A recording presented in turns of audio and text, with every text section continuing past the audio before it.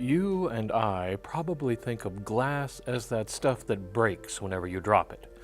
But in the hands of talented artists, it can become a medium like no other. And that is the subject of the Glass Graphica exhibition at the Houston Center for Contemporary Craft. I had the opportunity to talk to one of the artists, C. Miguel Unson, about his art and his process.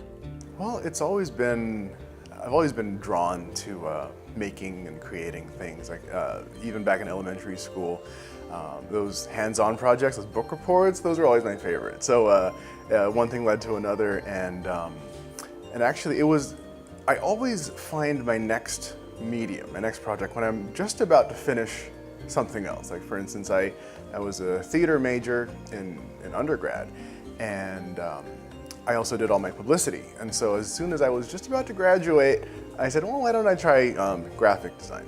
And so that led me to New York, where I was in grad school for packaging and communication design. And again, almost towards the end of that, I stumbled onto glass. And that was actually through, I needed to make some prototypes for some fragrance bottles, things for packaging related. And so I found the studio in Brooklyn called Urban Glass, and I took some classes there, and one thing led to another, and I found myself working there after graduation, and that opened up a whole world of opportunities in terms of meeting artists and finding other places to study, and it's just been it's been an exciting ride since then.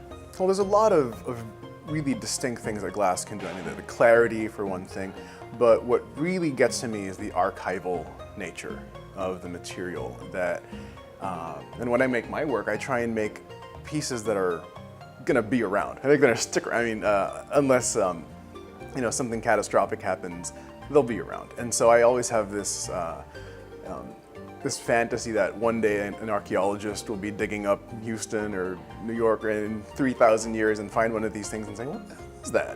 That's kind of cool. And so I try and use forms that are universal. I mean, this disc shape that I've been exploring for the number of years, it's something that shows up from throughout the ages, anywhere from ancient money to ceremonial objects, all the way to DVDs.